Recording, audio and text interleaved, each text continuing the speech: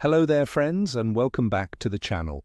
It's your good mate here, ready to give you the angler's advantage for the week ahead from the 17th to the 23rd of November 2025.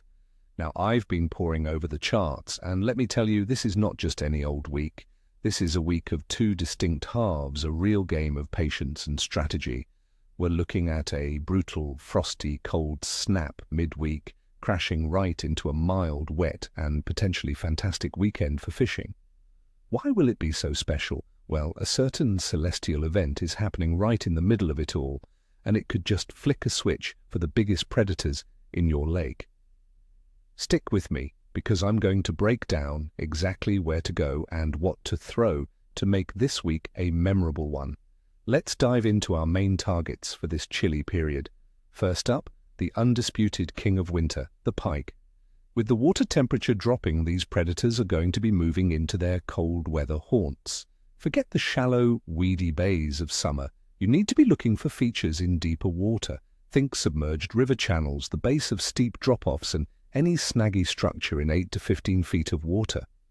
Why? Because that's where the roach and bream shoals will be balled up, trying to find the most stable water temperature. The pike will not be far away, trust me. On the tackle front, this is prime time to slow everything down. My number one recommendation for this week is a static deadbait. A simple running ledger rig with a fresh roach or a nice oily mackerel cast to the edge of a drop-off is almost impossible for a lethargic pike to resist. If you're a lure angler, leave the fast-moving crankbaits at home. You want large, slow-sinking soft plastics, maybe 6 or 7 inches long, worked with long pauses right near the bottom. It's a patient game, but the rewards can be huge. Next, let's talk about my favorite predator, the perch. Big perch act a lot like pike in these conditions, and they'll often be found in similar areas. Use your electronics to find those bait balls in deeper water, and you'll likely find perch nearby. They will often hold incredibly tight to structure, so a snaggy tree in 12 feet of water is a perfect place to start. The key to perch this week will be finesse. They won't chase far, so you have to drop your bait right on their heads. This is where the drop shot rig comes into its own. A 3-inch rubber worm or a small creature bait hovered motionless just off the bottom can be absolutely deadly. Another top tactic will be a very slow jigged presentation.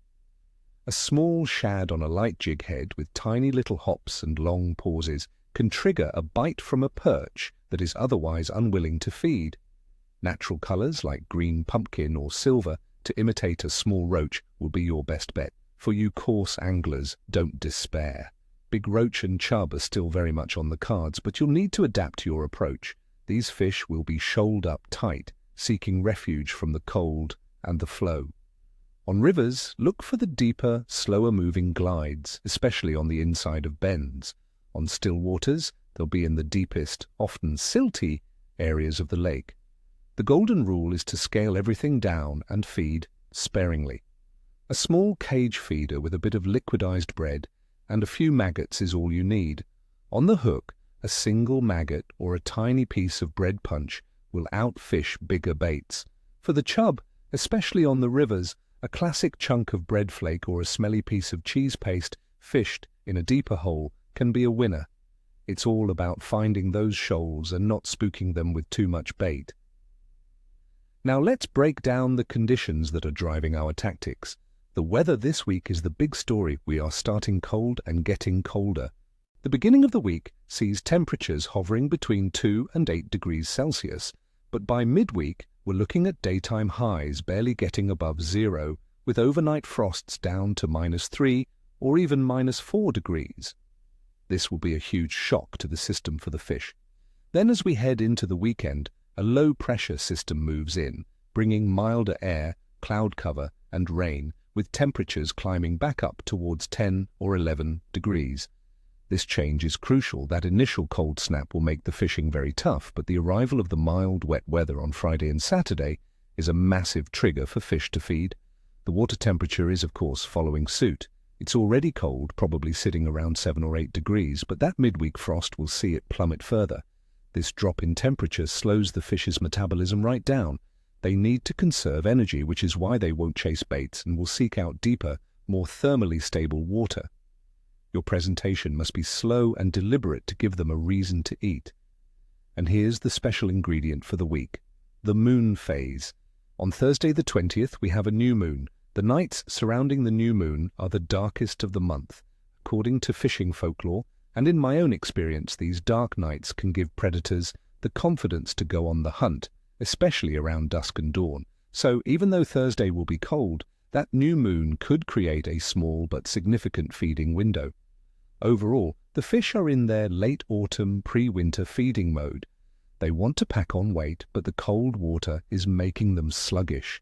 The key this week is to absorb the tough conditions early on and be in the right place at the right time when the conditions improve for the weekend. So with all that in mind, here is my day-by-day breakdown for your best chance of success. Monday, the 17th of November. I'm rating the bite as tough. We're expecting bright sunshine after a cold night. This combination often leads to high pressure, which can make the fish very cautious and sluggish. It's a day for slow tactics in deep water, but don't expect miracles.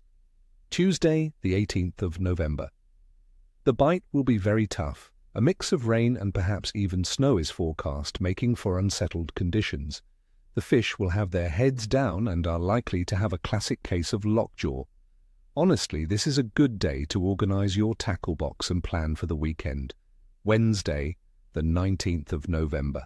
I'm calling this one extremely tough. This looks to be the coldest day of the week with a hard frost. The fishing will be incredibly slow.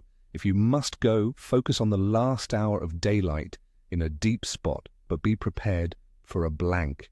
Thursday, the 20th of November.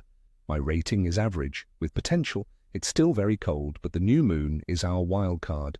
Predators especially might be triggered into a brief feeding spell right at dusk. It's a long shot, but if you can brave the cold, you might just be rewarded with a specimen. Friday, the 21st of November. The bite is looking good. This is the transition day. The weather is turning milder, the skies will be overcast, and the pressure will be dropping. These are classic conditions for pike and perch to switch on the feed. I'd be on the water from midday onwards. Saturday, the 22nd of November. This is the day we've been waiting for. I'm rating the bite as excellent. Milder air, overcast skies, and periods of rain create the perfect storm for a major feeding spell. Low pressure will have the fish actively looking for a meal. This is your best day of the week without a doubt. And finally, Sunday, the 23rd of November. The bite should remain good, the conditions stay mild and damp. The feeding spell from Saturday should continue, especially through the morning. It's another fantastic opportunity to get out there and catch a late autumn giant. So there you have it, friends, a challenging week that rewards the patient angler who waits for that prime weekend window. Wrap up warm, be strategic, and you could have some incredible fishing. As always, I wish you the very best of luck out there. Tight lines, and of course, get out there and have a fantastic time. Don't forget to hit that like button, subscribe if you haven't already, and let me in the comments below. What are your plans for this weekend? Are you targeting a monster pike or a bag of winter roach? Share your thoughts. See you next time.